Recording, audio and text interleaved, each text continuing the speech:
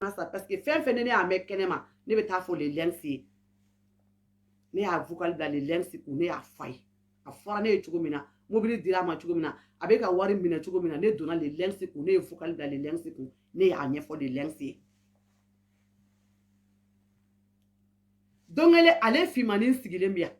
a nana an kun bɛ dumuni na don hakili b'a la a ye brochette de dun an ye brochette dun yan'o kana ne ye brochette kɛ a don a m'a tɛgɛ yɛrɛ ko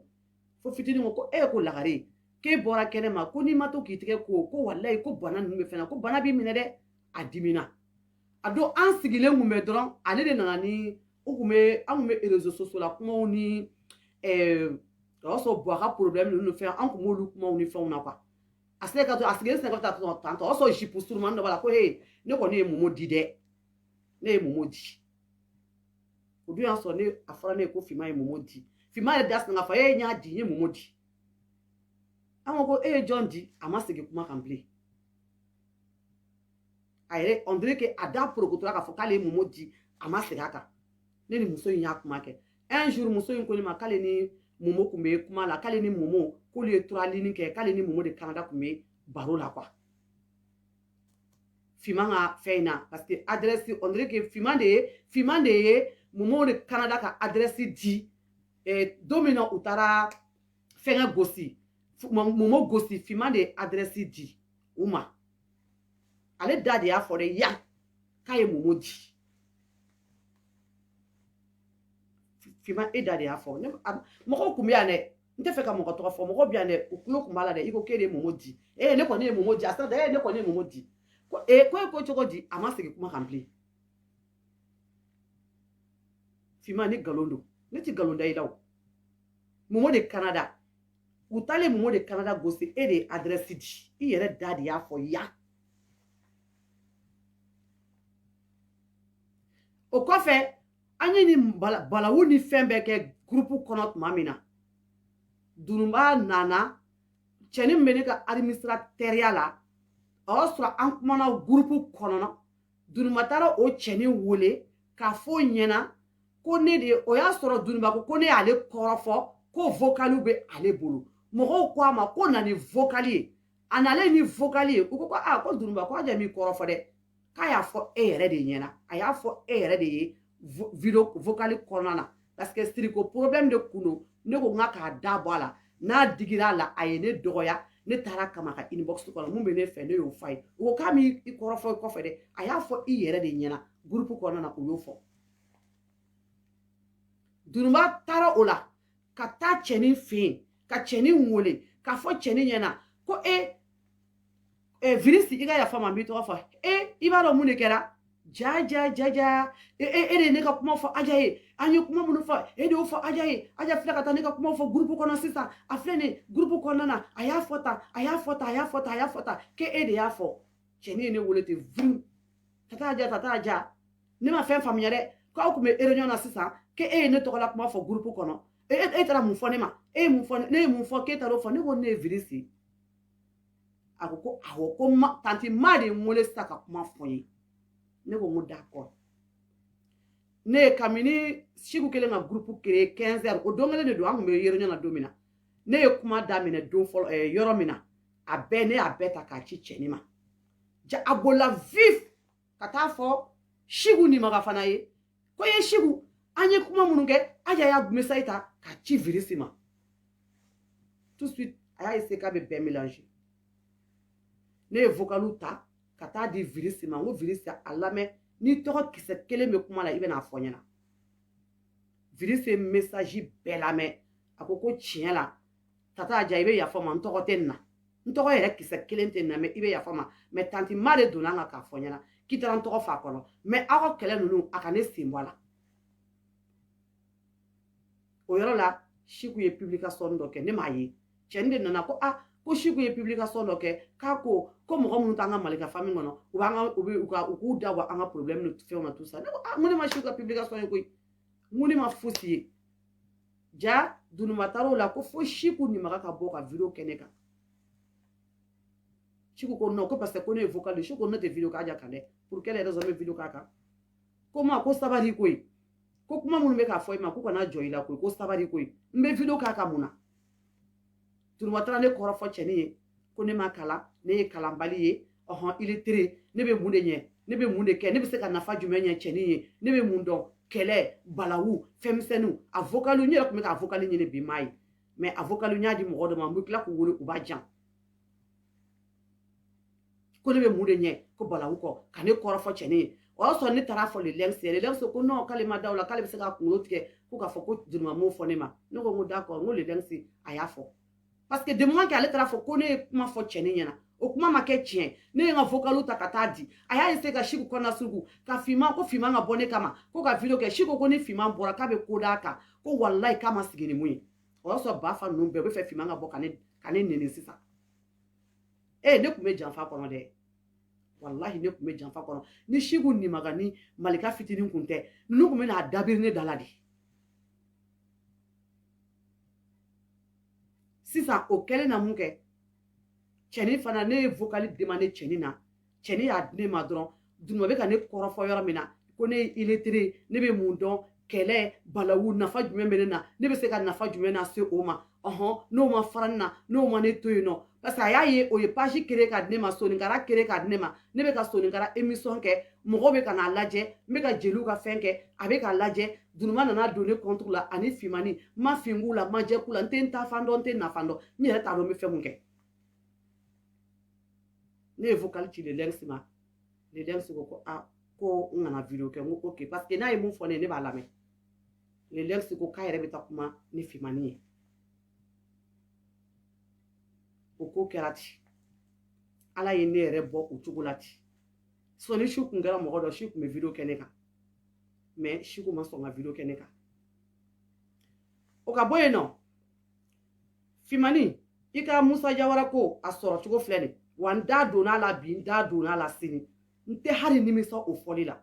non i yere da ko ya ki ye momo di i yere da ya fo ambe ko i ma siga kuma kan bli i da ya fo ne ma fo de domina ko ja momo bora ka video kene ka kanene ne ma ye fo kalo kele après seli donné akuma fora ne mais ne ma ba kala ma yere a foli ne video ke dibila dro ka affaire ka video ke dibila dro ka momo jabi dro ka tan dogoni fi ka ta seli ke fo le dogonu yere ko kubeta fima cousine ko kubeta fima ne nyini ko ils vont la défoncer ko elle se prend pour qui ne cousine ko kubeta nyini ne ko mango no nga ya to nga be ne dono ne rebe se nga keleke ko way on sait mais ameta nyini da be yoro mina o kuma kerati mena mun fa onyana fimani ko vocal tene bolo ka fora ko ne ka vocaliser ko vocal tene bolo ko de fora ne ko ne ka vocaliser ok problème tala mena de vocaliser mena ni vocaliser aba kloma jo kosebe muso ni ne tere muso yimbe kuma la u be ka kuma ke deni be ka abe ka janga deni nye fo kana fo ko fimani ko ka dédommager intérêt sara deni abe na bo da kono fimani kila ka message critique ka deni demander aka warla aya la me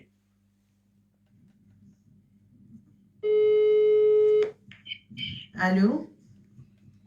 oui allô ne baramso nye weleli ke kwa nye weleli ke nye kana da wo ntanti boka kumaranga akana dabla la kwa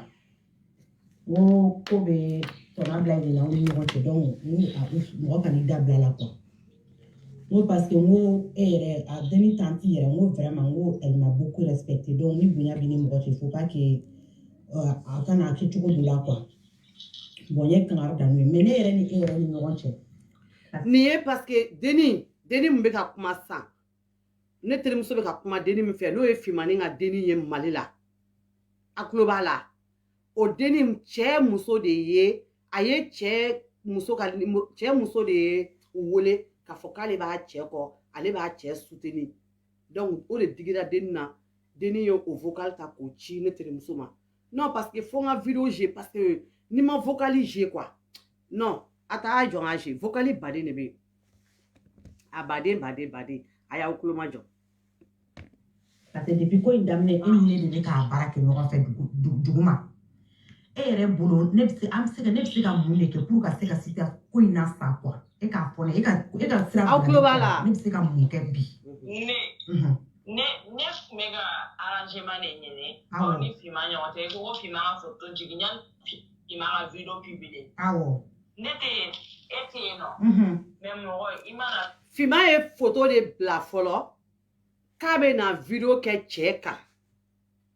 donc ne tere muso me ka intervention ke o yoro de la parce que ne o fo ne ni muso yin famana ko ngata ni kalo fle plus que kalo fle fu kalo nani nyogo ne o operele ngunu déjà ne ra kunu be bloquer re mais ne ga numéro wera kumbe muso bolo ay ne wole ka kuma fone ka message cinema ka fenga cinema quoi parce que ne wole ko grand frère ya donc o yoro de o kuma de o de be ka do unu nyogon che sisan ko sor la chogo mina o kuma de be ka na teme sisan unu nyogon che aya la main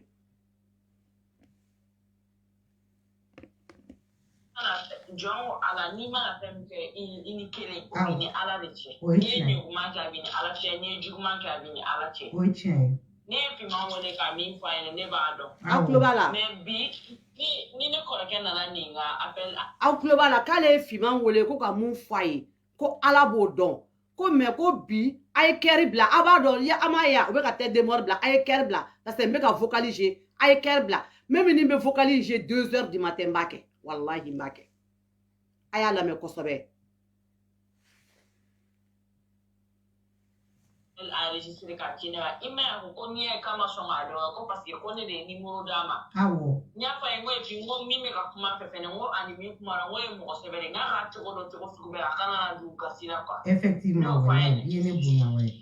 ni e cɛ welela e cɛ yɛrɛ b'i ta kɛ jamaliya kɔrɔ ye comme si n'ale ye o ale bolo ko ale bɛ mɔgɔw bagabaga k'an bɛ siran nɔ ne yɛrɛ y'a fɔ ne y'o yɛrɛ fɔ yɛrɛ n ko u ka parce que ayi o ye cɛ muso de dɛ ko cɛ muso bɛ k'olu bagabaga k'a bolo ko bɛ k'u bagabaga k'ale bɛ siran ko bagabagali tɛ fosi ɲɛ olu ye aw tulo b'a la ko a bɛ deni a fɔra ko cɛ mun binna deni kan ko deni san 18 ko cɛ mun binna o kan mais a fɔra ko deni bɛ Dakar de dɛ k'a deni bɛ Dakar dɛ aw ni ala cɛ ne balimaw ka bi mɔgɔ kan ka mɔgɔ bogotigiya ta tile 3 jeli bɛ ka bɔ o la somɔgɔw b'a la fa b'a la ba b'a la dɔgɔw b'a la kɔrɔw b'a la aw ni ala kira cɛ o bɛ taa Dakar o jelima aw minnu ye somɔgɔtigi ye aw ma taa polisi la ka taa plainte déposer o tigi kan an ka kumaw lamɛn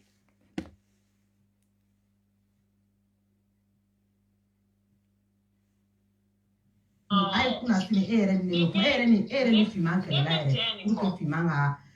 a ko dabila ten bon i b'a dɔn sisan nɔ e bɛ fɛ ne ka passer ni fiman i bɛ mɔgɔw dɔw yira ne la an bɛ se k'a kɛ cogo di quoi parce que ne bɛ fɛ ko in yɛrɛ de ka ban quoi tiɲɛ yɛrɛ la e yɛrɛ ɲuman na a maloya ka bon et puis ka mɔgɔ ka vie de tu vois c'est un cadre c'est un responsable e fana i ɲɛsi fana nin bɛ ka négocier a tonton ka yɔrɔ la k'a fɔ k'a bɛ fɛ ko ka kɛ cogo jumɛn na parce que yanni video ka kɛ mais vocali tɔw bɛ yan fiman bɛ k'a fɔ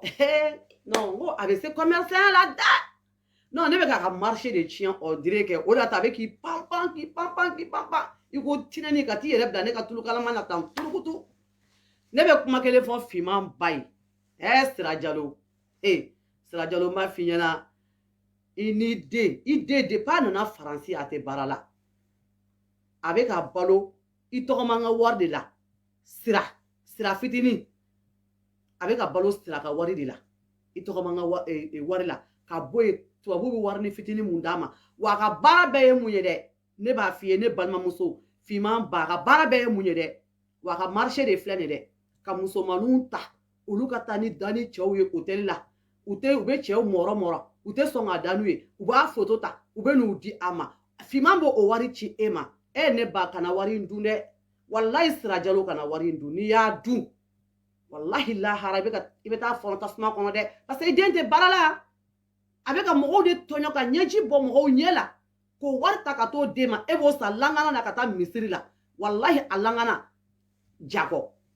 a dumuni a b'a san k'a d'i ma i b'a don dumuni mun na jakɔ a fɔ k'i den ka wuli a ka baara kɛ a ka mɔnɛ bɔ i la a den 2 bɛ Afiriki e bɛ banabagatɔ la don na e sigilen bɛ banabagatɔ la don na a fɔ finman ɲɛna a ka wuli ka baara kɛ a ka nɔgɔ a ka mɔnɛ bɔ i la o ka fisa a bɛ ka haramu wari ta k'a dun ka jeliw neni ka mɔgɔw ka furu sa ka mɔgɔw ka kanu sa k'o wari minɛ ni mɔgɔ min n'a cɛ bɛ kɛlɛ la o bɛ t'o dossier ta ka d'a ma Sira Jalo n'a y'o dossier dira a ma sa a bɛ sɔrɔ ka wuli sa ka gɛlɛn so yɛrɛ sa manden pɛnpɛnpɛ manden pimpimpi manden sɛsɛnsɛ ne de don o wari bɛ ta sa kalo mana sa o bɛ ci e ma e bɛ t'o sa sogo jeni na a sogo jeni don dɔ la a bɛ bala i kan na dɛ b'o f'i ye dɛ a ye kɛri bila i den tɛ baara la yan dɛ depuis n y'a dɔn don min na m'a ye baara la siɲɛ kelen n kun b'a ye wagati dɔ la a tun bɛ hôtelini dɔ la i b'a ye a bɛ k'i cɛ siri ko basa su dɔ i b'a fɔ k'i ye ceinture don basa la k'a cɛ siri don o don n kun b'a ye o la o wagati depuis o banna kabini coronavirus daminɛna a ma baara kɛ ayiwa i kɔrɔsi dɛ aw musokɔrɔba caman bɛ yen nɔ o yɔrɔ to n'aw bɛna sa dɔrɔn a ko ka ca dɛ ayiwa i kɔrɔsi wari in na dɛ wari jɛlen tɛ an ka taa. Fana, elle a mal aussi. Donc, pour que quoi elle se gala ça, il n'y a si quoi, quoi qu'elle a mis là quoi, il n'y a si. Il tonton ko k'ale b'a dɔn ko o ma voyage ko et puis fɛnɛ ko ale ye mɔgɔw bila ko k'o su k'ale y'o ye ko hali bi n'a y'o ye kɛ a ka na n'o prévu ye. Ouais, parce que nin denni mun filɛ nin kuma la ta ani nin mun filɛ kuma la ta ne terimuso bɛ ka kuma mun fɛ ta o denni ale de taara cɛ nɔfɛ dugu la k'a fɔ k'a ne a ɲɛsi don a ɲɛsi tɛ dɛ ale yɛrɛ de don mais a bɛ k'a kɛ ne terimuso in ɲɛna comme k'a kɛ ko ɲɛsi taara dugu la k'o bɛ 18 ans na or que ale de don a bɛ 25 ans 26 ans ɲɔgɔnna la donc sisan nin ye a kumakan mun arrêté tantɔ k'o ci tonton ma tonton ko a ma ko bien joué ko i ni mɔgɔ min bɛ kuma la téléphone na dɛ ko mun bɛ k'a f'i ɲɛna tantɔ dɛ k'ale yɛrɛ de nana ne fɛ yan nɔ denni mun filɛ kuma la ni nin ye dɛ o denni yɛrɛ de don sinon mɔgɔ si tɛ aw kana mun sa.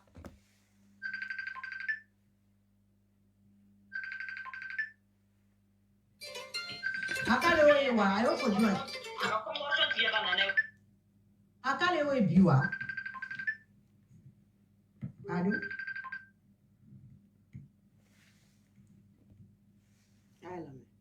Allô? Allô, ne kulo. Awa be ka réseau de kuntigɛra n ko ah a ko ale y'o ye k'ale bɛ ka mɔgɔw bila ko k'o suit ko ka renseignement ta o kama ne ko n'o de don a ka na ni prévu dɔ ye. ne n balimamuso e yɛrɛ kɔni ni ne ta kɛra somɔgɔya ye sa an ka olu to yen e ka ne dɛmɛ pour qu'an bɛ se ka ko la sa cogo min a fɔ n ɲɛna qu'est-ce que je peux faire en fait parce que ne yɛrɛ tun bɛ fɛ ka déplacer wa dis-moi. Kuma finman fɛ ko ye finman ye dommage intérêt ko in de fɔ. Mais a bɛ finman bɛ fɛ dommage intérêt elle veut que a bɛ fɛ ka joli de débourser pour ka dommage intérêt kɛ. Voilà aw y'a mɛn wa ko finman ko k'a ka denni dommage intérêt sara denni ye aw tulo b'a la wa ne ko finman ye polisi de wa polisi de don wa a ye baara kɛ 3e arrondissement na de wa a bɛ baara kɛ Kan 1 de la wa a bɛ baara kɛ Kan 3 la de wa a bɛ baara kɛ min polisiso jumɛn na ni finman ma fɔ ko ka denni dédommager aw yɛrɛ k'a lajɛ a y'a ka Ala kama n'aw tulo b'a la aw b'a fɔ ko oui k'aw tulo b'a la kosɛbɛ n'aw tulo t'a la n bɛ segin a yɔrɔnin kan ko finman ko k'a dédommager a ye segin a kan finman ko prévu tɛ ne bolo a baden de bɛ yen an ka taa fɛ a baden bɛ yen hey prévu mondial non hali ni bɛ kɛ Malika ka muso kɔrɔ ye sa mais quand même prévu bɛ yen a bɛ fɛ k'a yɔrɔnin mɛn tuguni wa a bɛ fɛ k'a mɛn wa an ka taa. Jangan segala yɔrɔ nin na ayo prévu mondial ɲagami aja de b'a bɛɛ ɲagami an ka taa.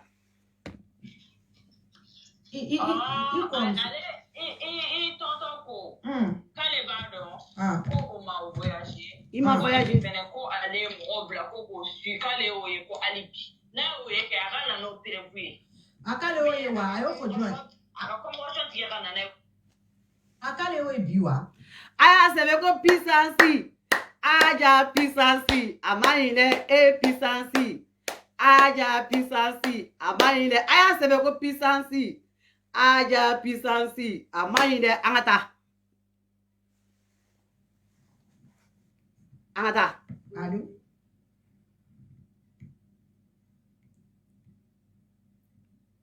Allô? ko réseau man. Alors ne club. Ah ouais, avec un réseau de contigera. Ah. Ako ale oye. Kani be ka mo bla ko suit. Ko renseignement ta o kama. Ne ko wono re ro kana ntere fudo. Mbali mamso. Ne era ko ni ne ta kera somo ya isa. Anga olu to yi. O bela avec a deni nege ne ta kera somo ya yi. Qu'est-ce que je peux faire en fait? Parce que ne era ko me faire ka déplacer. Ouais, dis-moi.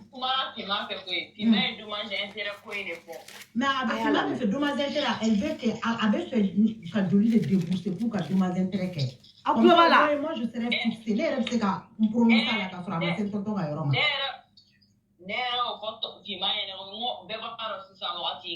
Ah, ouais. Voilà.